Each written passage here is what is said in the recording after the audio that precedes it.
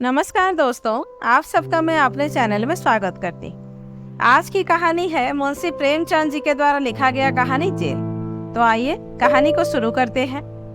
Mridula magistrate के इजलास से जनाने जेल में वापस आई तो उसका मुख प्रसन्न था। बरी हो जाने की गुलाबी आशा उसके कपोलों पर चमक रही थी। उसे देखते ही राजनीतिक कैदियों के एक गिरोह ने घेर लिया और पूछने लगी, कितने दिन की हुई?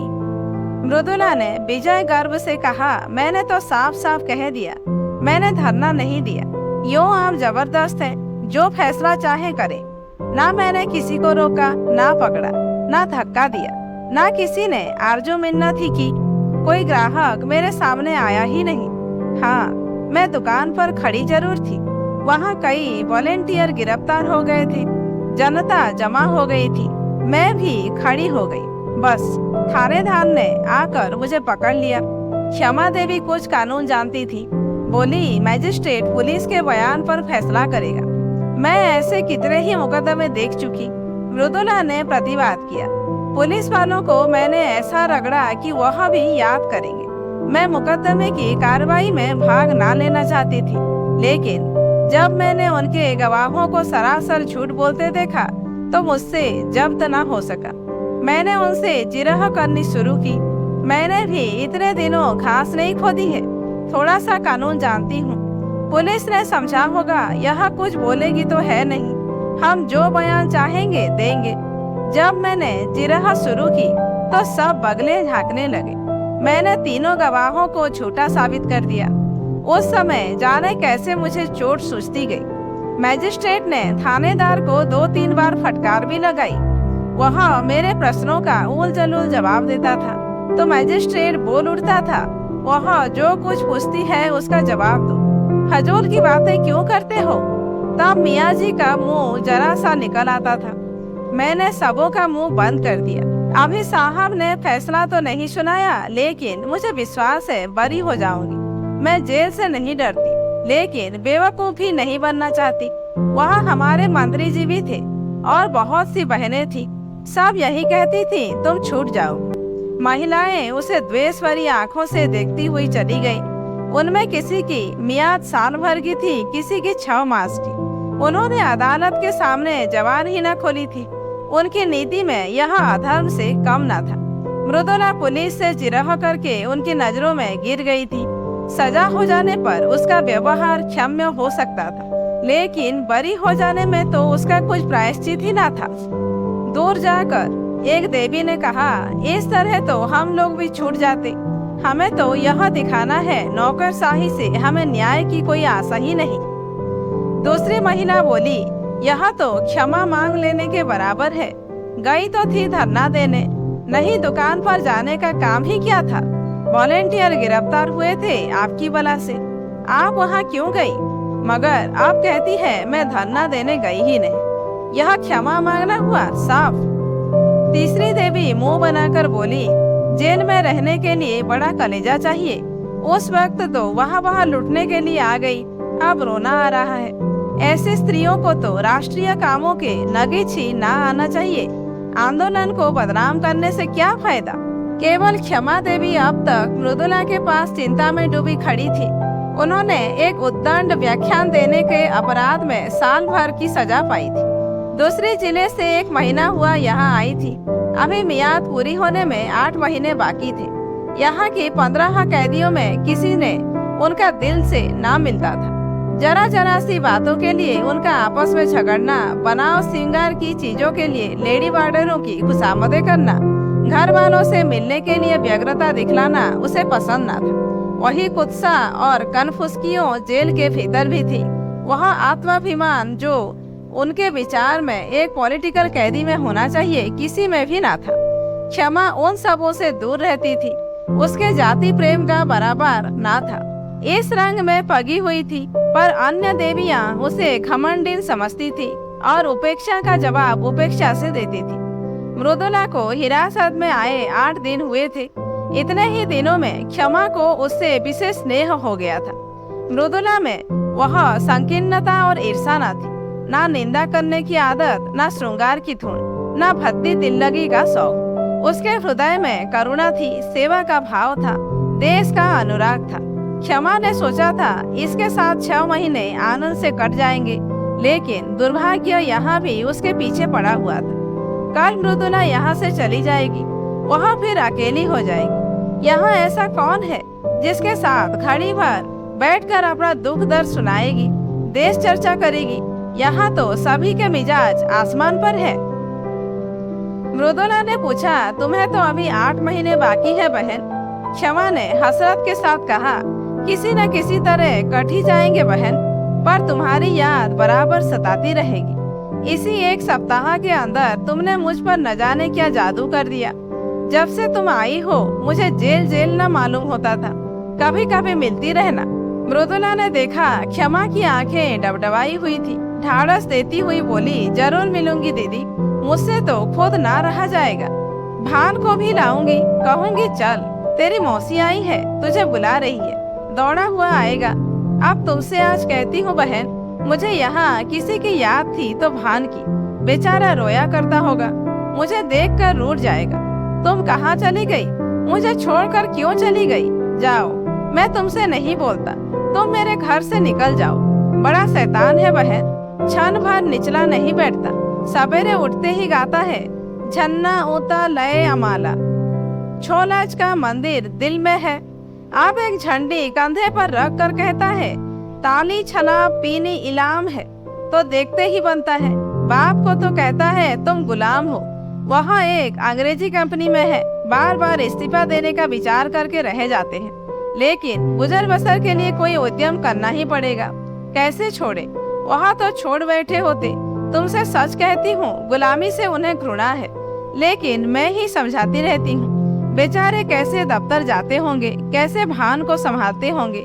सास जी के पास तो रहता ही नहीं। वहाँ बेचारी बूढ़ी उसके साथ कहाँ कहाँ दौड़े। चाहती है कि मेरी गोद में दबक कर बैठा रहे और भान को गोद से चिढ़ है। अम्मा मुझ पर बहुत बिगड़ेगी, बस यही डर लग रहा है। मुझे देखने एक बार भी नहीं आई।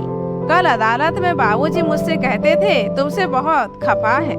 3 दिन तक तो दाना पानी छोड़े रही। इस छोकरी ने कुल मर्जाद डुबा दी, खानदान में दाग लगा दिया। कलमुही कुलक्षणी न जाने क्या क्या बकती रही। मैं उनकी बातों को बुरा नहीं मानती, पुराने जमाने की है। उन्हें कोई चाहे कि आकर हम लोगों में मिल जाए तो यह उनका अन्याय है। चलकर मनाना पड़ेगा, बड़ी मिन्नतों से मानेंगी। कल ही कथा होगी, देख लेना। ब्राह्मण खाएंगे, बिरादरी जमा होगी। जेल का प्रायश्चित तो करना ही पड़ेगा। तुम हमारे घर 2-4 दिन रहकर तब जाना बहन, मैं आकर तुम्हें ले जाऊंगी। क्षमा आनंद के इन प्रसंगों से वंचित है। वह विधवा है, अकेली है। जालियानावाला बाग में उसका सर्वस्व लूट चुका है। पति और पुत्र दोनों ही की आहुति जा चुकी है। अब कोई ऐसा नहीं जिसे वह अपना कह सके। अभी उसका हृदय इतना विशाल नहीं हुआ है कि प्राणी मात्र को अपना समझ सके। इन 10 वर्षों से उसका व्यथित हृदय जाति सेवा में धैर्य और शांति खोज रहा है।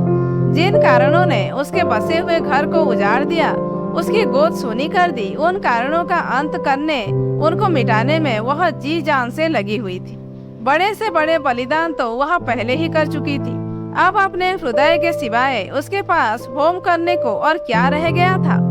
औरों के लिए जाति सेवा सभ्यता का एक संस्कार हो या यशोपार्जन का एक साधन, क्षमा के लिए तो यह तपस्या थी और यह नारीत्व की सारी शक्ति और श्रद्धा के साथ उसकी साधना में लगी हुई थी। लेकिन आकाश में उड़ने वाले पक्षी को भी तो अपने बसेरे की याद आती ही है। क्षमा के लिए यह आश्रय कहाँ था? यही वह अवसर थे जब क्षमा भी आत्म संवेदना के लिए आकुल हो जाती थी। यहाँ मृदुला को पाकर वह अपने को धन्य मान रही थी, पर यह छां भी इतनी जल्दी हट गई। क्षमा ने व्यथित कंठ से कहा, यहाँ से जाकर भूल जाओगी मृदुला। तुम्हारे लिए तो यह रेलगाड़ी का परिचय है और मेरे लिए तुम्हारे वादे उसी परिचय के वादे हैं। कभी भेंट हो जाएगी तो या तो पहचानोगी ही नहीं, या जरा मुस्कुरा कर नमस्ते करती हुई अपनी राह चली जाओगी। यही दुनिया का दस्तूर है। अपने रोने से छुट्टी ही नहीं मिलती। दूसरों के लिए कोई क्यों कर रोए? तुम्हारे लिए तो मैं कुछ नहीं थी, मेरे लिए तुम बहुत अच्छी थी। मगर अपने प्रियजनों में बैठकर कभी कभी इस अभागिनी को जरूर याद कर लिया करना। भिखारी के लिए चुटकी भर आटा ही बहुत है। दूसरे दिन मजिस्ट्रेट ने फैसला सुना दिया। मृदुला बरी हो गई। संध्या समय वह सब बहनों से गले मिलकर रोकर रुलाकर चली गई, मानो मैं कैसे विदा हुई हूँ। 3 महीने बीत गए पर मृदुला एक बार भी न आई। और कैदियों से मिलने वाले आते रहते थे। किसी किसी के घर से खाने पीने की चीजें और सौगातें आ जाती थी, लेकिन क्षमा का पूछने वाला कौन बैठा था। हर महीने के अंतिम रविवार को प्रातःकाल से ही मृदुला की बाट जोहने लगती। जब मुलाकात का समय निकल जाता तो जरा देर रोकर मन को समझा लेती। जमाने का यही दस्तूर है। एक दिन शाम को क्षमा संध्या करके उठी थी कि देखा मृदुला सामने चली आ रही है। ना वह रूप रंग है ना वह कांति। दौड़कर उसके गले से लिपट गई और रोती हुई बोली, यह तेरी क्या दशा है मृदुला? सूरत ही बदल गई। क्या बीमार है क्या? मृदुला की आंखों से आंसुओं की झड़ी लगी हुई थी। बोली, बीमार तो नहीं हूँ बहन, विपत्ति से बंधी हुई तो मुझे खूब कोस रही होगी। उन सारी निठुराइयों का प्रायश्चित करने आई और सब चिंताओं से मुक्त होकर आई हूँ। क्षमा कांप उठी। अंतःस्थल की गहराइयों से एक लहर सी उठती हुई जान पड़ी, जिसमें उनका अपना अतीत जीवन टूटी हुई नौकाओं की भांति उतराता हुआ दिखाई दिया। रूंधे हुए कंठ से बोली, कुशल तो है बहन, इतनी जल्दी तुम यहाँ फिर क्यों आ गई? अभी तो 3 महीने भी नहीं हुए। मृदुला मुस्कुराई, पर उसकी मुस्कुराहट में रुदन छिपा हुआ था। फिर बोली, अब सब कुशल है बहन, सदा के लिए कुशल है, कोई चिंता ही नहीं रही। आप यहाँ जीवन पर्यंत रहने को तैयार।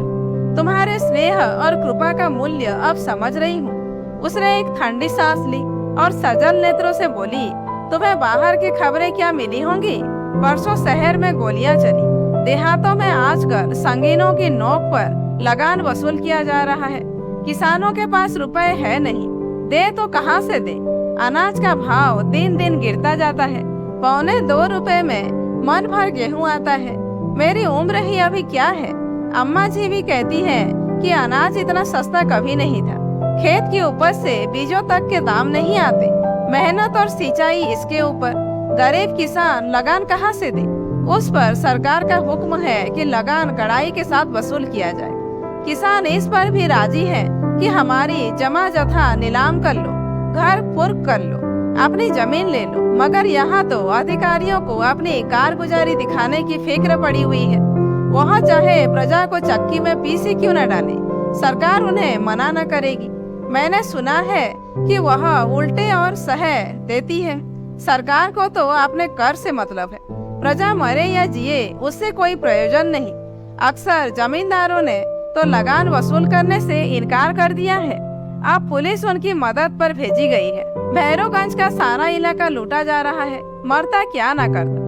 किसान भी घर बार छोड़ छाड़ कर भागे जा रहे हैं। एक किसान के घर में घुसकर कई कांस्टेबलों ने उसे पीटना शुरू किया। बेचारा बैठा मार खाता रहा। उसकी स्त्री से ना सहा गया।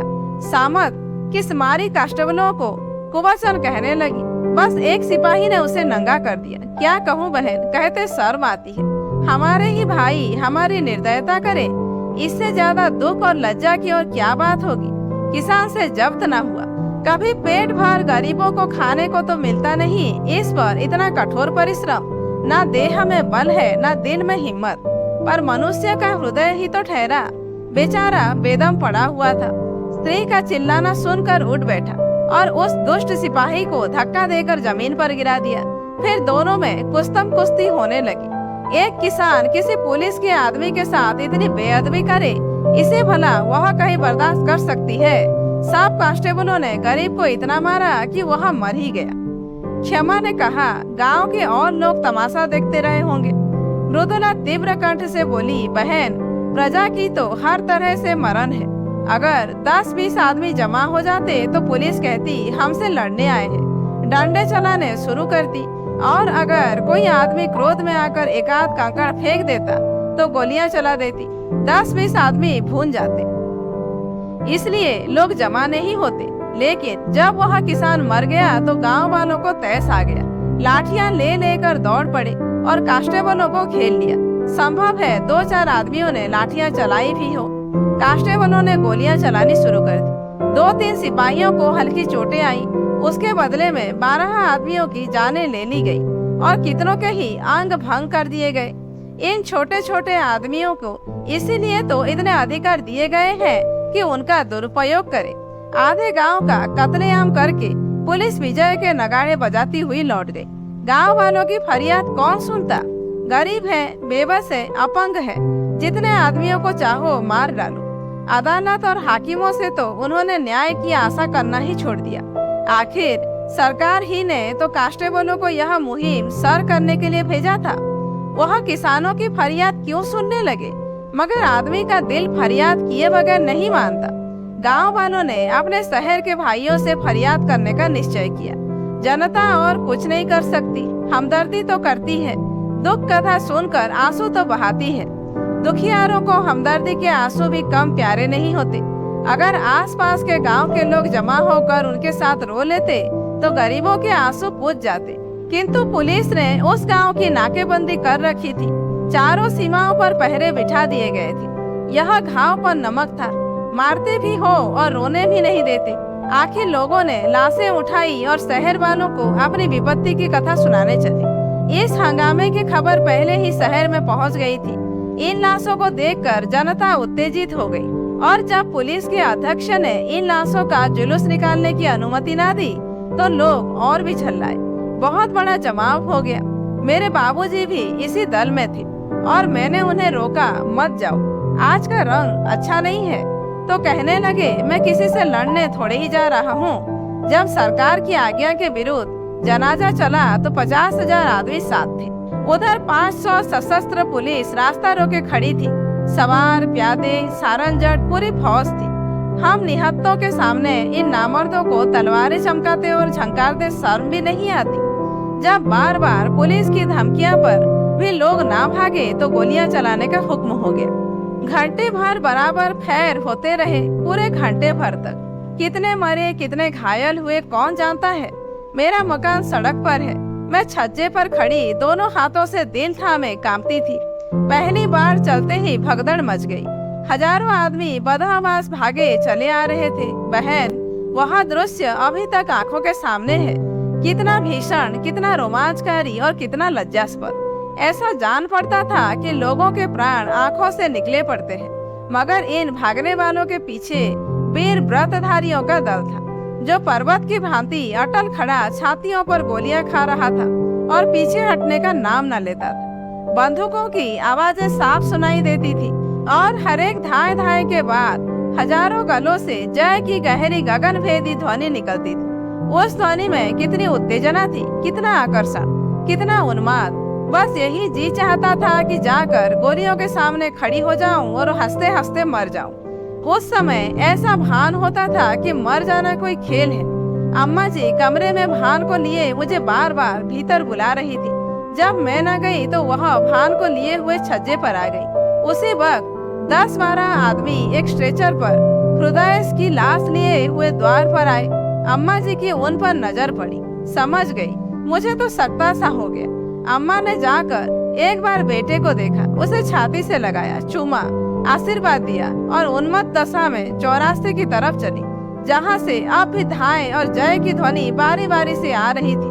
मैं हतबुद्धि सी खड़ी, कभी स्वामी की लाश को देखती, कभी अम्मा को। ना कुछ बोली, ना जगह से हिली, ना रोई, ना घबराई। मुझमें जैसे स्पंदन ही ना था, चेतना जैसे लुप्त हो गई थी। क्षमा। तो क्या अम्मा भी गोलियों के स्थान पर पहुंच गई? मृदुला, हाँ, यही तो विचित्रता है बहन। बंदूक की आवाजें सुनकर कानों पर हाथ रख लेती थी, खूब देखकर मूर्छित हो जाती थी। वही अम्मा वीर सत्याग्रहियों की सफों को चीरती हुई सामने खड़ी हो गई और एक ही क्षण में उनकी लाश भी जमीन पर गिर पड़ी। उनके गिरते ही योद्धाओं का धैर्य टूट गया, व्रत का बंधन टूट गया। सभी के सिरों पर खून सा सवार हो गया। निहत्ते थे, आसक्त थे, पर हर एक अपने अंदर अपार शक्ति का अनुभव कर रहा था। पुलिस पर धावा कर दिया।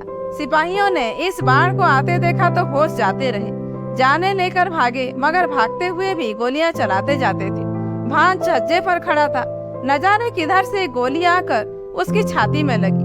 मेरा लाल वहीं पर गिर पड़ा, सांस तक न ली, मगर मेरी आंखों में अब भी आंसू न थे। मेरे प्यारे भान को गोद में उठा लिया उसकी छाती से खून के फव्वारे निकल रहे थे। मैंने उसे जो दूध पिलाया था उसे वह खून से अदा कर रहा था। उसके खून से तर कपड़े पहने हुए मुझे वह नशा हो रहा था जो शायद उसके विवाह में गुलाल से तर रेशमी कपड़े पहनकर भी ना होता। लड़कपन, जवानी और मौत, तीनों मंजिलें एक ही हिचकी में तमाम हो गई। मैंने बेटे को बाप की गोद में लिटा दिया। इतने में कई स्वयंसेवक अम्मा जी को भी लाए। मालूम होता था लेटी हुई मुस्कुरा रही है। मुझे तो रोकती रहती थी और खुद इस तरह जाकर आग में कूद पड़ी मानो वह स्वर्ग का ही मार्ग हो। बेटे ही के लिए जीती थी, बेटे को अकेला कैसे छोड़ती। जब नदी के किनारे तीनों लाशें एक ही चिता में रखी गई तब मेरा सकता टूटा, होश आया। एक बार जी में आया, चिता में जा बैठूं। सारा कुनबा एक साथ ईश्वर के दरबार में जा पहुंचे। लेकिन फिर सोचा, तूने अभी ऐसा कौन काम किया है जिसका इतना ऊंचा पुरस्कार मिले। बहन, चिता के लपटों में मुझे ऐसा मालूम हो रहा था कि अम्मा जी सचमुच भान को गोद में लिए बैठी मुस्कुरा रही हैं और स्वामी जी खड़े मुझसे कह रहे हैं, तुम जाओ और निश्चित होकर काम करो। मुख पर कितना तेज था, रक्त और अग्नि ही में तो देवता बसते हैं। मैंने सिर उठाकर देखा, नदी के किनारे न जाने कितनी चिताएं जल रही थी।